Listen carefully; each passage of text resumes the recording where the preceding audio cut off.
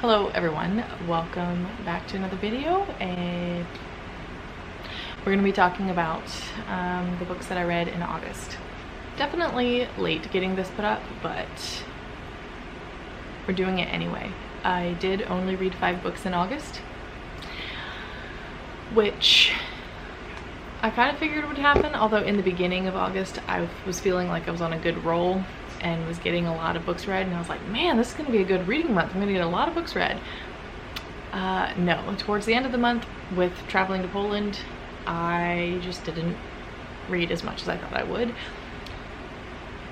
which makes sense because I was traveling and we were busy all day long for the most part in Poland. So even though we had some times on the trains and we did have a couple days where we were just chill and stayed local and hung out in my friend's apartment, I just didn't get a lot of reading done. I did read 3 of the books that were on my mood reading TBR, and I did start at least 2 of the other books that were on my TBR as well.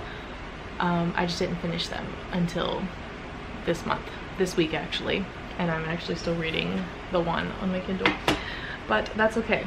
This shouldn't take too long, and we're just gonna go through them really quickly.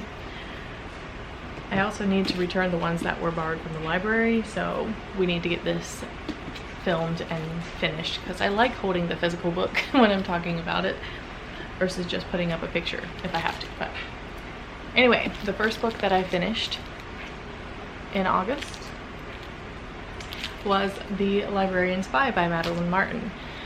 I adore Madaline Martin's writings and her books. I just think she does such an excellent job tying in the historical aspects of it all, but then the characters and the story that she weaves, it's incredible. It's beautiful. I loved this one. I think I rated it 5 stars. I'm gonna have to remember back to all of my thoughts on it. Yes, 5-star read. We follow, I already forgot her name, Ava. She has a job at the Library of Congress, but very quickly in the beginning she is asked to go work in Portugal, which is a neutral country during World War II, and she is tasked with the job of taking pictures of newspapers and other literature that's being distributed during the war, like resistance things, just local news, everything that she can put on microfilm and send it back to the States, because it obviously takes up less space and weight by putting everything on microfilm instead of sending the physical copies of all the papers. So yes, this is not necessarily as book focused as much as like The Last Bookshop in London was, but I still really enjoyed the story, and her love of books and stories is still evident in here, but it definitely focuses more on Ava's journey and the things she's experiencing in Portugal. And then we also follow Elaine, who is in France, and she starts working for the resistance in France. And she's working like for the resistance by printing papers and information like that. The last bit of the synopsis of the book says, as the battle in Europe rages, Ava and Elaine find themselves connecting through coded messages and discovering hope in the face of war. So yeah, you see how their stories then get intertwined, and I don't want to spoil anything, so please read it. I love this book so much, and again, I was a little disappointed it wasn't quite as book focused, but I was still very drawn into the story, and I feel like it was a pretty quick read, and I just thought it was very beautiful, just the way that their lives and stories connected, and all of the different characters in here. I love the characters that Madaline creates, and Ava is based off of real people who did go over to Portugal to do this, taking pictures of things and putting it on microfilm, but there weren't ever actually any female photographers. But otherwise, all of the historical aspects as best as she could, are really accurate, especially, and I just found it so intriguing, just reading about the culture in Portugal and the dynamics of it all, because it was a neutral country, but there were still people there who were on the Ally side and on the Axis power side, like Germany side, and just the dynamics of it all. And I don't think I knew that about Portugal, that it was a neutral country during the war. And again, this is why I love reading historical fiction, because I learn new things about history that I'd never heard before. So I highly recommend this book. I really loved it. A little bit of a trigger warning, I guess. As all war books, stories set in World War II are, there is a lot of hard things that the women face, and some of the stories especially,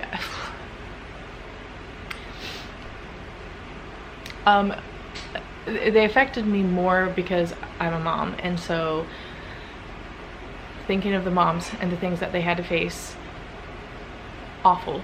And particularly, was it actually Elaine? Or was it another woman? I think it was another woman, but she told her story. And it's quite awful, honestly, of what happened to her little baby. So yeah, there are things like that in this book. And so if it's hard for you to read those things, then I think you can kind of tell when the scene comes up, because she's telling the story. So you can skip it, but it's pretty awful. The other things that happen to members of the resistance, everything. There's just some hard, brutal details in these books, so be forewarned. But I do still highly recommend this one. It was very well done. This one was on my TBR for August, so I got that one done. And then also this one is The Lady of Red River Valley. Book number 2 in the Ladies of the Wilderness series by Gabrielle Meyer. So I did not enjoy, oh, found my bookmark, it's still tucked in here. I did not really enjoy the first book, as I mentioned in a previous video. It was too heavy on the physical attraction side of things for me in the relationship, and so I was a little wary going into this one. Not sure if it was going to be the same way. My battery's dying. Let me switch it out. Here we go. Anyway, Lady of Red River Valley. So the first book that I didn't love so much, it was very much forced proximity, which gives the space, I guess, for the physical attractionness side of things. And this one is the complete opposite, because they... Editing Carmen here, I'm here in the same spot editing this video, and I realized that I didn't really say what I wanted to say about the separation of these two characters. Aaron, since he's in charge of the colony and everything, he understands the dangers that are going on and the fighting coming up and everything, and so he is constantly trying to get Eleanor to leave the colony, and he sends her away quite often with some of the settlers and the colonists to another place to protect her. And so he's constantly trying to push her away and to not get close to her again, because he doesn't want her to stay. And so he kind of makes a deal with her that she can stay for the winter months, I guess, but in a separate location type of thing. And so they're not always going to be around each other. And he's just very much more concerned with making rational decisions for the colony when she's there, because he will only focus on her safety and not everyone's in safety. And so he understands that that might be a problem for him. So he wants her to leave. So he's constantly telling her to be gone. You have to leave. It's not safe for you here. And she tries to convince him that it's fine. And things happen. She gets forced to stay and can't leave when he wants her to leave. And so while he's still pushing her away, she does kind of stick around. There's just not forced proximity, is what I'm trying to say. as much as possible. They're not together all the time. But this one is a second chance romance, which I personally love that trope very much. And I know a lot of people don't enjoy it quite as much, but I loved it. So back up. So Aaron, the male main character, had asked Lady Eleanor, female main character, to marry him back when he was over in England, Scotland, somewhere in the UK. Don't remember specifically, but he got to know her while he was over there at one point, and he had asked her to marry him. She said no because she felt the responsibility to marry somebody who had money and a title, things like that. Things that were expected of most of the upper society girls at the time. And she said no. And he was heartbroken, left England, and went to work for her uncle, actually, in settling a colony in the Northwest Territories, near Lake Winnipeg. He is eventually somewhat grateful that she refused him because life in the Northwest is brutal and hard, and he just didn't think it would suit her because she was a lady, literally a lady, because that was her title. But obviously the rejection still hurts. And on the other side, Lady Eleanor deeply regrets not marrying him because they did love each other. Things happen in her life back at home. Her father is put into debtor's prison. There's a huge scandal hanging over the family. So at this point, she can probably can no longer marry anybody with a title and money because nobody wants to be associated with her and her family. So she decides to leave and go to the Red River Colony to find Aaron again. And she's traveling as a teacher, so she wants to start a school up there, and obviously hopes to reconnect with Aaron. So things happen along the way. There's lots of danger. There's lots of fighting amongst the different colonists and the different fur trading companies that are trying to settle the land. And yeah. So I think I read this in like one day. So that says something.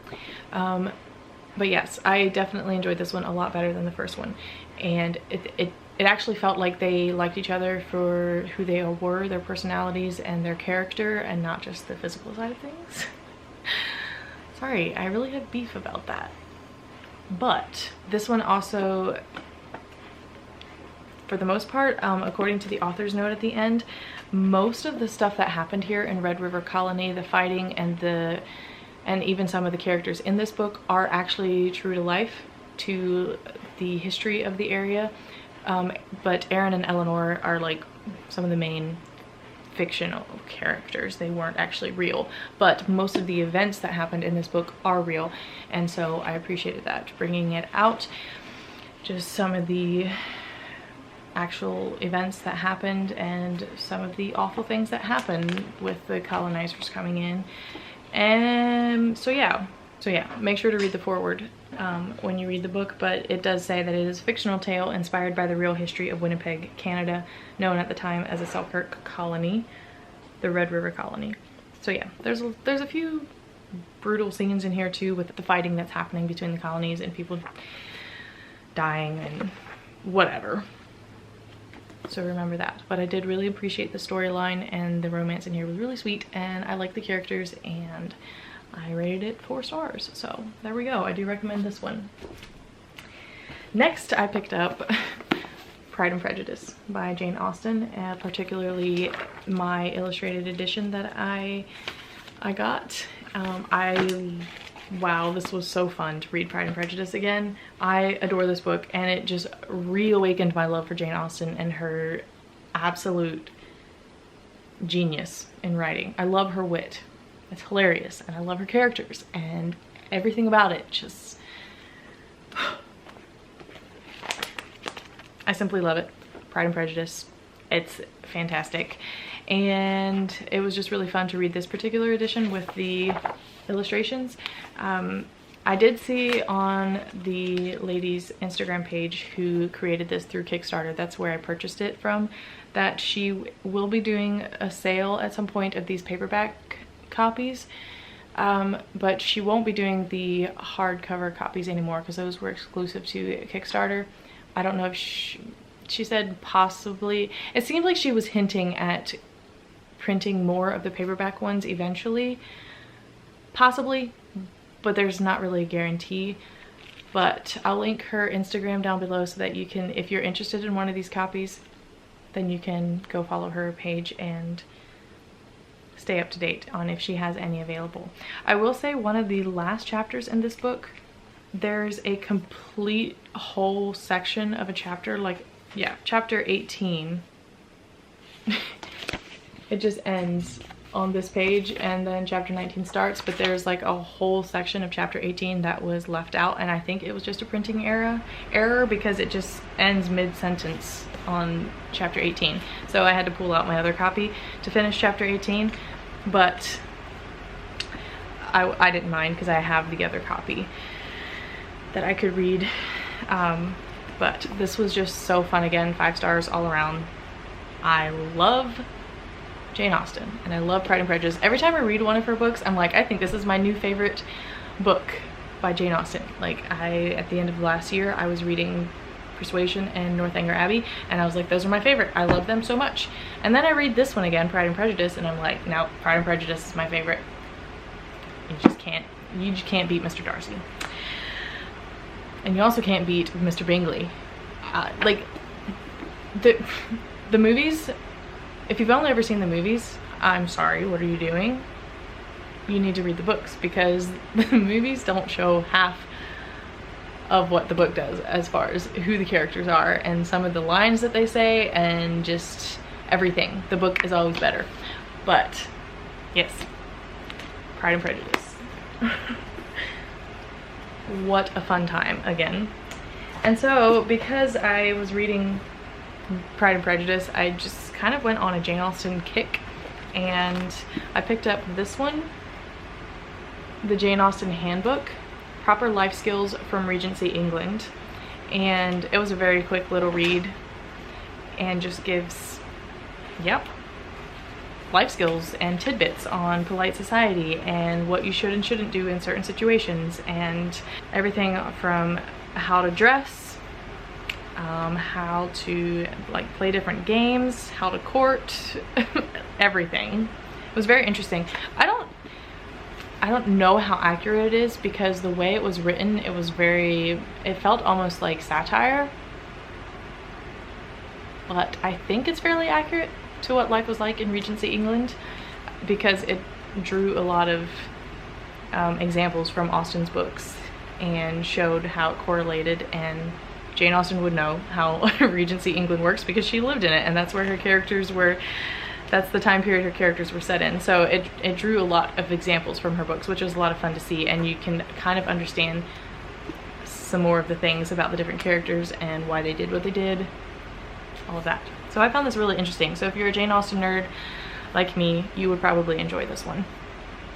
It's a very quick little read, I found. And then the last book that I finished in August was Impatient with Desire by Gabrielle Burton. It's a novel of the lost journal of Tamsin Donner. So the Donner Party, if you're not familiar with the history, it's mostly just a lot of legends around this group of people, but this entire party, pretty much all of them perished in the mountains during the time period of the wagon trains going west. They decided to take a shortcut, or what they thought was a shortcut, and ended up being stuck in the mountains over the winter time, and a lot of them ended up dying. And there's a lot of legends and things about it. When I picked this up, I thought it was gonna be like, it says the Lost Journal of Tamsin Donner, so from the beginning I assumed that we were actually reading her journal that was just more rewritten and edited into novel form. But then at the end I realized that it was completely made up, because her journal was never found. And so even this book is a lot of speculation about Tamsin and her writing and like what she wrote down, the things that they experienced and faced on the trip, on the wagon train, in the mountains, everything. It was a very sad and depressing book in the end. And I think what just made it even more disappointing was the fact that it's not even her real journal entries. And so I was just like, really? I was just a little disappointed, because again, it's all speculation. So like, how much of it was even real? Because I really was connecting with the characters, and I was like, oh wow, I like these people, and I like am feeling for them in their the hard things that they're facing, everything. And then come to find out, you don't know if it's real or not. There are some aspects in here that are real, because there are survivors from the Downer Party that would have like been able to share the story and the things they experienced, but there weren't many, and there aren't a lot of like written factual statements from the survivors that I'm aware of. And yeah, but I do feel like the author, did a good job of portraying the true heart behind, like, just of Tamsin, I guess, and her being a mom of the family, and the things she had to face with her children and her husband, and them being stuck in the mountains, starving to death in the middle of winter. It's pretty brutal, I will say that. This is not a book for everyone. I don't even know if I really enjoyed it all that much, although, again, it's history. I enjoy reading about history, and I enjoy reading about things I didn't really know about, but I would prefer more factual things. The writing style was pretty good, although again, it's written as a journal entry, and it did kind of jump back and forth between telling the story in real time, and then you jump into her journal entries of what you and read, like you'd go back in time. So it was a little confusing about the timeline of things. Impatient with Desire is a work of fiction, but an actual historical event and real people. By definition, it's a work of imagination, which in some ways suits the subject well, since so few hard facts are known about the Donner Party. There are few primary sources and countless contradictory secondary sources, which start to appear soon after the event and continue to the present. The recollections of survivors years later have the strength of personal experience and the weakness of retrospective memory, sometimes confirming another survivor's statement, just as often disagreeing. So, yeah. And she says, "It is my deep wish that the reader come to see all these people as real, their ordeal, almost buried by morbid jokes, become alive." So I do appreciate that aspect of just bringing the people and their experiences to life and trying to honor them, because they were real people and they really went through this awful thing. But again, I can't say I recommend it totally, because I don't think this book is for everyone. It left me feeling very sad, obviously. I finished this on the way to the airport to Poland. It was a very quick read. I pretty much read it in one sitting, like the two and a half hour drive to the airport. So it is a fairly short book. But anyway, that concludes the 5 books that I read in August.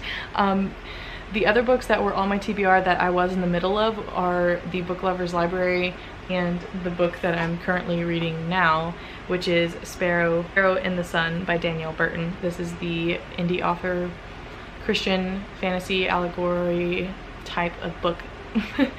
Oh, Impatient with Desire was one of the books on my TBR too. So I did read 4 of the 9 books or so that I had down, which is great. And then I finished one other book, and I'm in the middle of another book. I just had to carry it over into September, if that makes sense. So I feel like I did pretty good with my TBR. It was very much a mood reading TBR, and it was books that I was in the mood to read, but I definitely picked up other books in August, but didn't finish them all.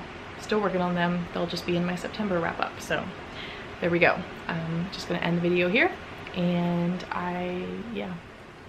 Thank you guys for watching, and I will see you guys in the next one. Bye. Greetings and salutations, my fellow book readers. I felt like Eugene from Adventures in Odyssey.